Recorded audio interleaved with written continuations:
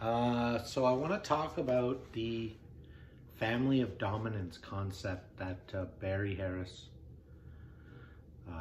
talks about, and it's really the foundation of so much of that work that he did. And I just want to start by, I want to dedicate this video to my brother Bon, who introduced me to the bass and started me out on this journey. You know, I want to dedicate it to him and anybody who takes the time, I think, you know, to share the knowledge they have about music with other people. It's a gift, you know, and I think it's important that people share, you know, what they've learned. And so, and I want to be able to do that with you and anybody else who's watching this. So I want to talk about the family of dominance, and I want to talk about some practical applications and why you should care about them. And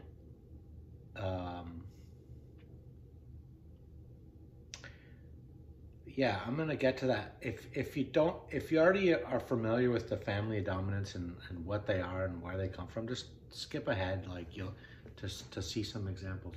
I'm gonna kind of extend the idea a little bit, and I'm sure I'm not the first to do it. In fact, I'm positive I'm not the first to do it. But I want to show how it can be extended to the sort of relative subdominance that live in and around the dominance. So I'm gonna just quickly cover the family of dominance, what it is, what it means, and then show some practical examples. Okay. And I'm gonna just keep things really simple. I'm gonna play on my acoustic here, and we're just gonna be in the key of C, just to keep things simple. I think it's pretty easy to see my guitar from here.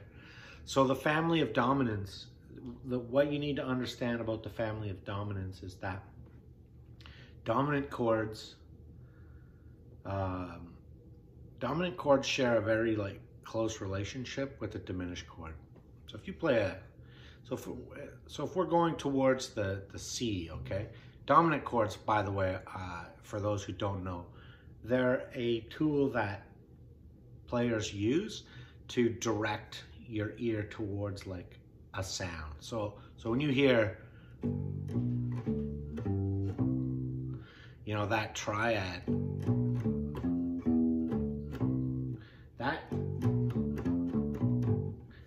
that dominant has a push, it pushes and points the ear to that sound, okay?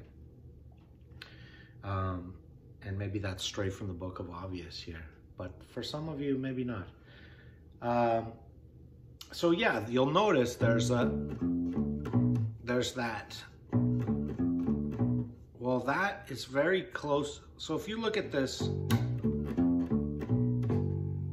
if I change one note in that dominant 7 chord, if I just shift the root up a half step, I get the diminished 7 chord, okay? That chord and are they're connected. And so what Barry Harris says is that because these chords are connected like this, and because this diminished chord is, you know, it's all minor thirds apart,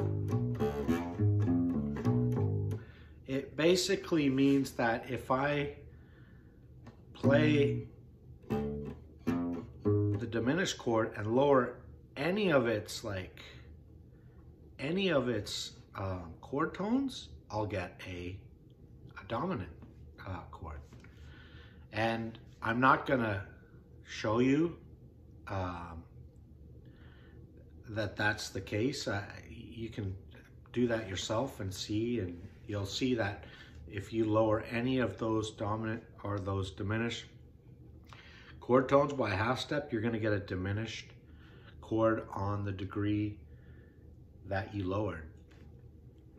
That doesn't sound confusing. The important thing to know is that the dominant chord and the diminished chord are like connected, like intimately connected to each other. Okay, and because of that, the dominant chord can be moved. It can occupy multiple spaces at once. It can be treated the same way a diminished chord can be treated. What I mean by that is a diminished chord, if I play that, well, if I go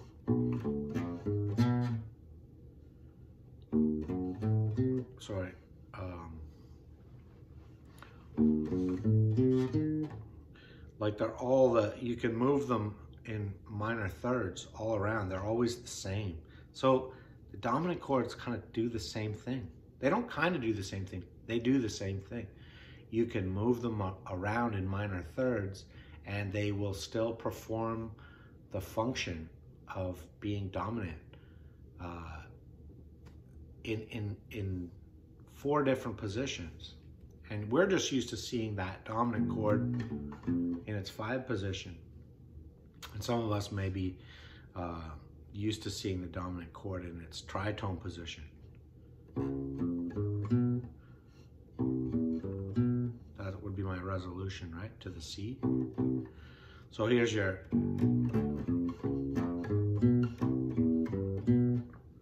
So those dominants are movable. They're like parallel. You can use any of them and they'll all resolve to that C. I can use any one of the, I can use this, I can use this, I can use this, I can use this. They'll all resolve to this.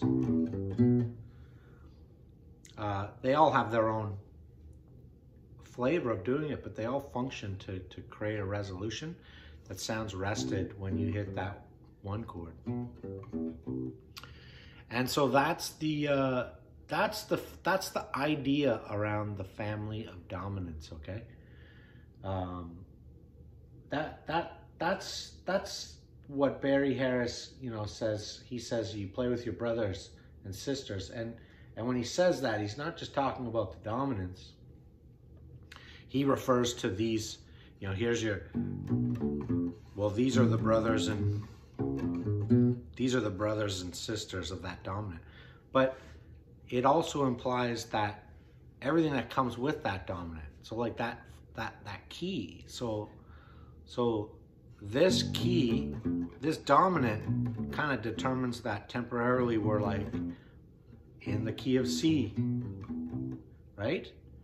But because these are movable in minor thirds, if I play one of the dominant brothers and sisters,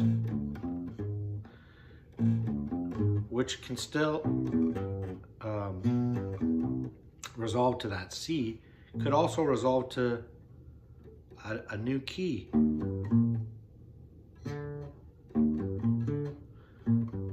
So, I just played a E flat major there.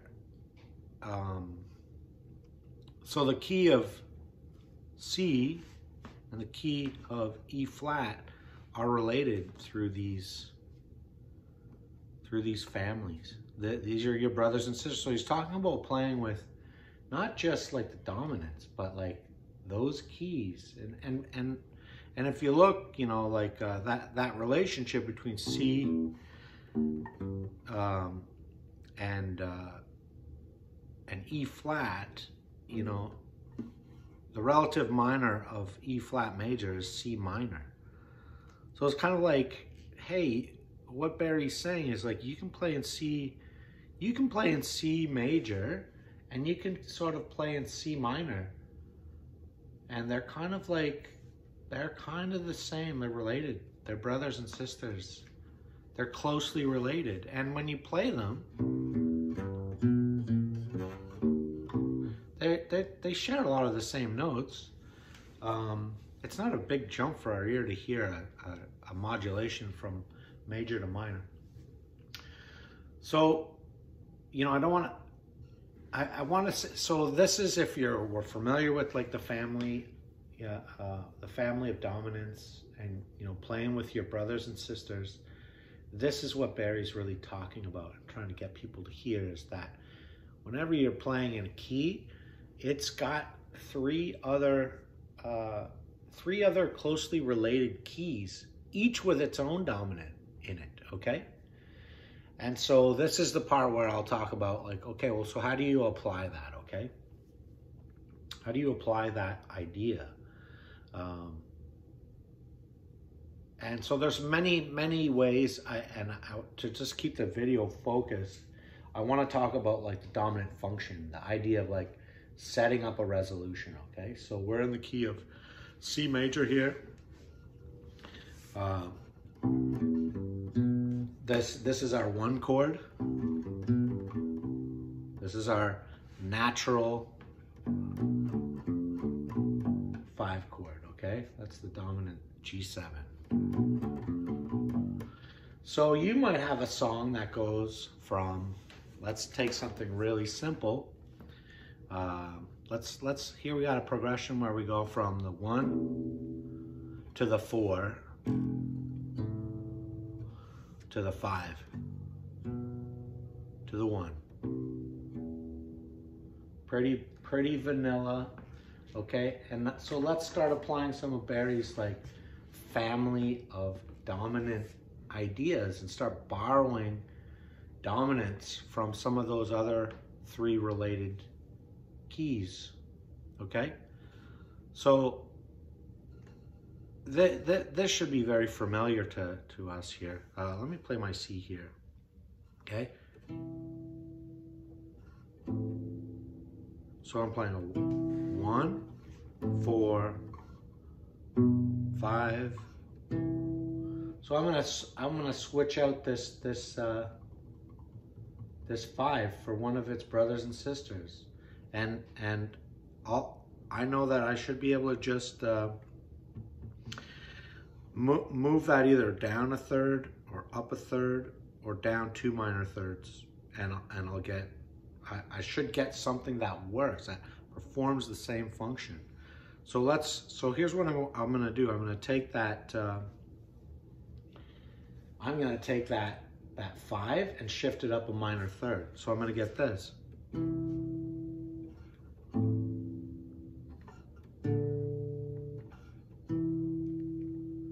Now I could have done it like this. This is the natural 5. I shift up a minor third. I just played it back here. So that still performs that function. It still performs that 5 resolution. It still sounds rested.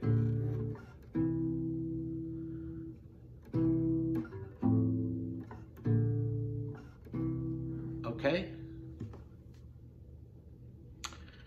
Let's try one of the other ones. Let's try one of its other relatives. Instead of shifting up a third, let's shift back a third. Let's see what that sounds like. So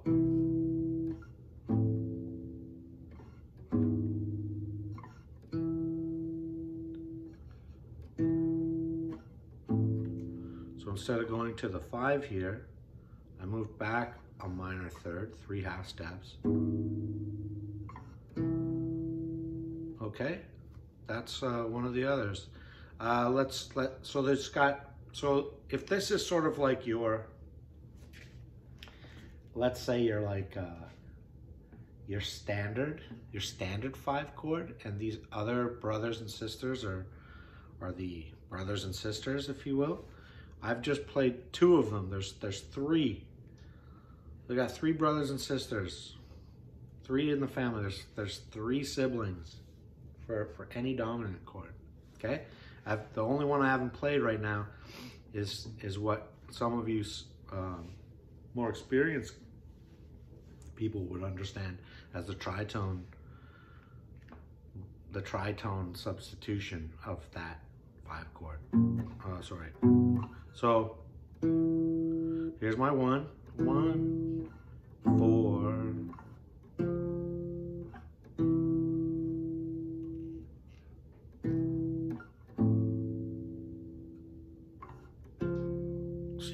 is a tritone away from, you know, the primary, the standard in position 5. You can hear they sound almost the same. They share so many of the same notes. These are totally interchangeable. I like to play that as a major 7 a lot of times, but that's another video.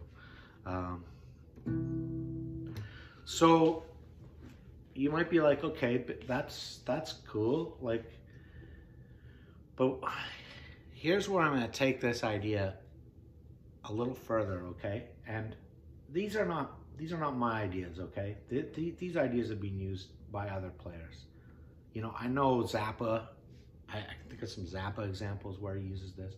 Some Herbie Hancock stuff where he uses these very interesting like turnarounds that are totally like unusual, like and unexpected. Where he takes this idea of like using related keys to find resolutions, unpredictable and unusual, but really tasty like resolutions. When I say a resolution, I'm talking about, you know, like moving from this dominant sound to this tonic sound, you know? It doesn't get more vanilla than that. So I'm going to stick with this example and show you exactly what I'm talking about here. So in this progression, if we analyze it, okay, if we do a traditional chord analysis on what's going on here, we'd say the C is the tonic. This is the one chord that because we come back to it, right? The 4 to the 5 tell our ear that's our one chord. It's just we are programmed to hear that. That is the one. That's where resolution lives, okay? As soon as we get to this 4, typically that's referred to as a subdominant. Why is it called a subdominant?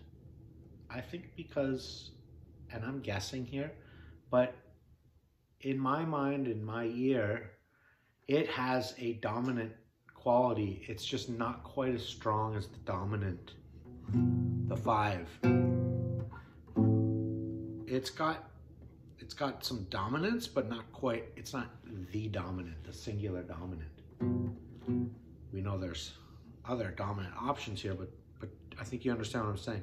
The 2 chord, it's also considered a subdominant. And what's interesting about the 2 and the 4, they kind of belong to each other. In fact,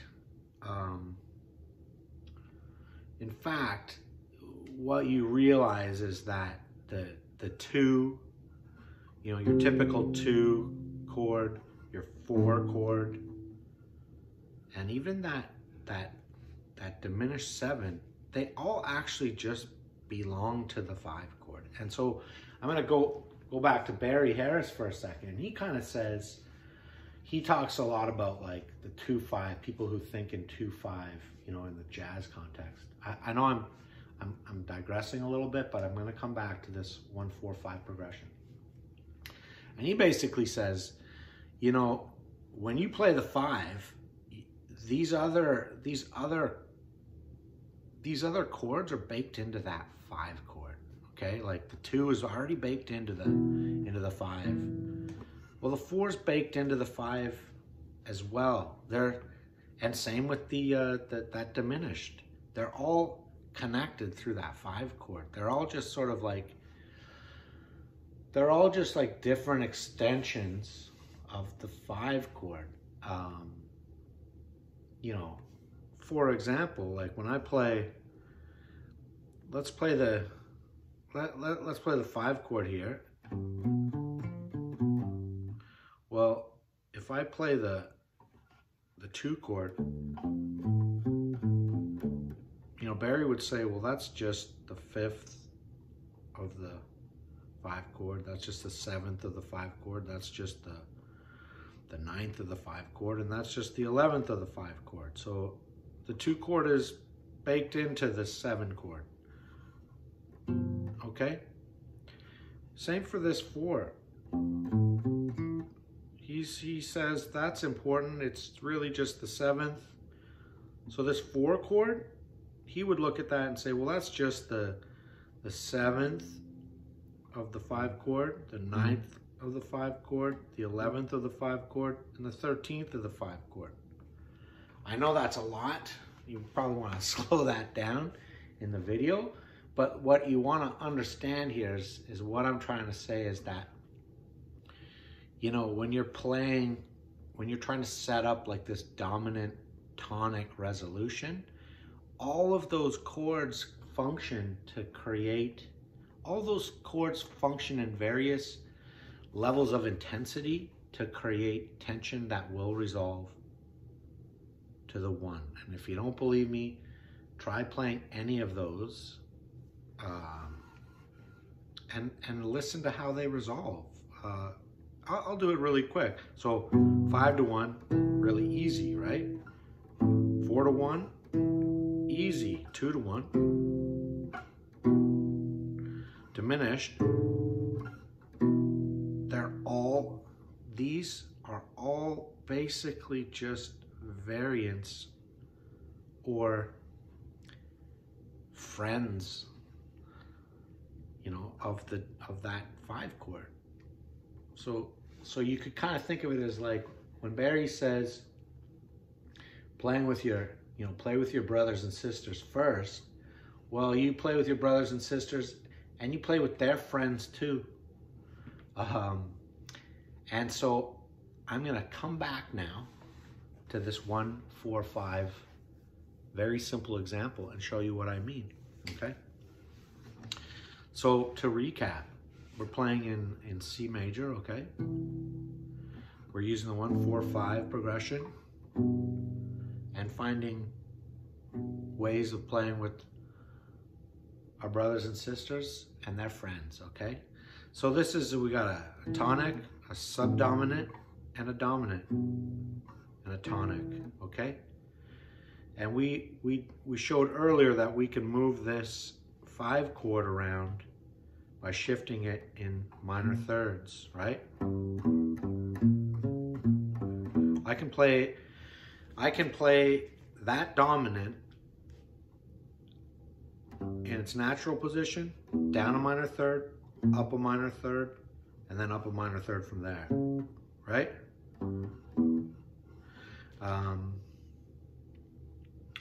But that also means that I can play its related subdominants in those same positions, okay? So let's start changing things a little bit here. So that first example where I moved the dominant chord up a minor third to change this 1, 4, 5 from 1, 4, and I put it into that flat 7 position, right? Because if you shift the 5, right? That's the, you can see C is right there. I'm just playing it back here just because it's close. So what if I say, well, I'm gonna take this thing and shift it up a minor third as well. Take the 4th and shift it up. Because after all, that 4th is just the subdominant of this dominant, right? So what happens then? Well, I would get if I shift this up, I should get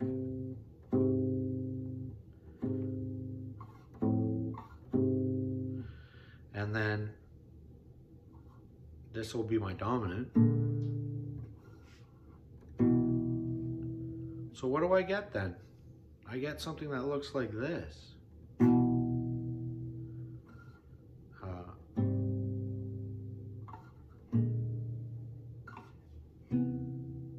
I get a different resolution. That functions like a 1, 4, 5. It's just I'm playing with one of the family of dominance there. I might play that more like this.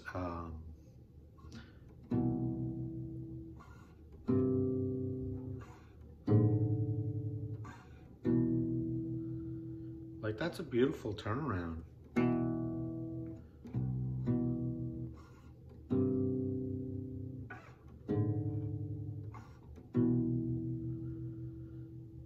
Okay.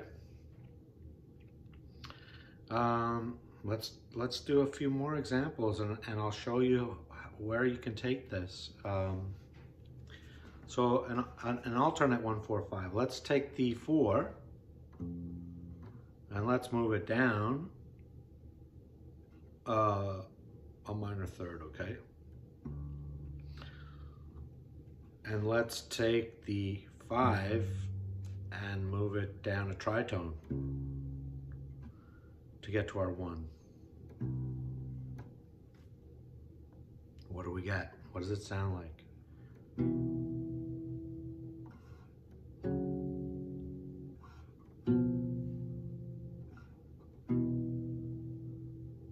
Does that work? Sure it does.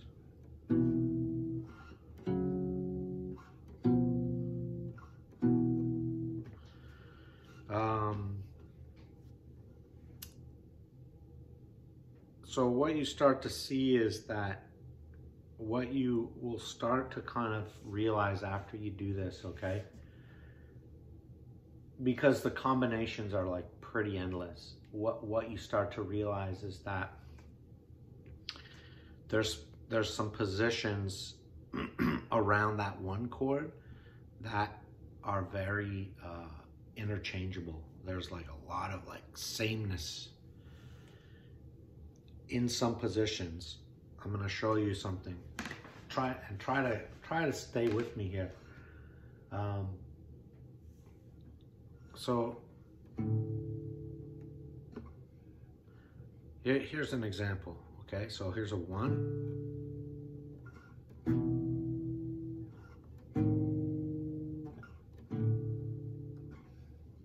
So what did I just do there? I'm in B flat all of a sudden. That's okay. I think you know where I was headed.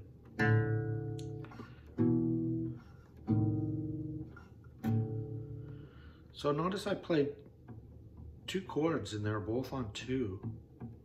I played like a major 7, and then I played a diminished. Let's call this a diminished 2. Okay. How is that? Why was I able to do that? I'll tell you why. Because that major was really just that natural 4 chord shifted down a minor third, okay? And that diminished was just a diminished chord shifted up a minor third. And so I get these 2 chords sitting on the 2, acting like 2 totally different chords. But they perform this dominant function. I could have, for example, played,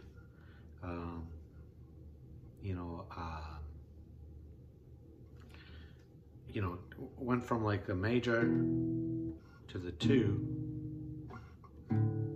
See, that was a major 7, minor 7, 1. Well, we know that that's just the 2 in its natural minor 2 position.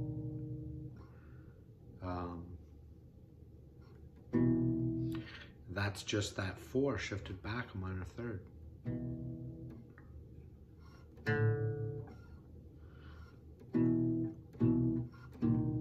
And you can get some cool like descending patterns, you know? Like check this out. This is really interesting. And this is what I'm going to try to, this is something you should walk away with like as like a kind of a summary of what options are available to you. You know, like in that 2 position, in this 2 position, this 4 position, this flat 6 position, okay? 2, sorry, which I should be in the key of B flat, sorry. In any of these positions, in that diminished shape, relative to the root, it doesn't really matter where you start, because they all occupy the same areas, the 2, the 4, the flat 6, the major 7 roots. You can play a major 7 there, a minor 7 there, or a diminished 7 there, and they will all work to create a resolution towards the 1. And it doesn't matter which one of them you're on. They will all do that. And you can play the 5s in any of its minor third shifting orientations. So listen to what this sounds like going to the B flat here. I'm going to play a major, minor, diminished. Just played 3 chords over the 2 position there. Major 7, minor 7, diminished 7, 1. And what's really cool about that particular sequence of chords, you get this descending line. It's very interesting, you know. And you can create these resolutions that all live over like the same root, and it's very cool. Very like the voice leading is like really tight. But yeah, there's so many like really good, endless, like more interesting resolutions available to you, rather than the typical stuff you hear way too often. You know, 1-4-5, it's just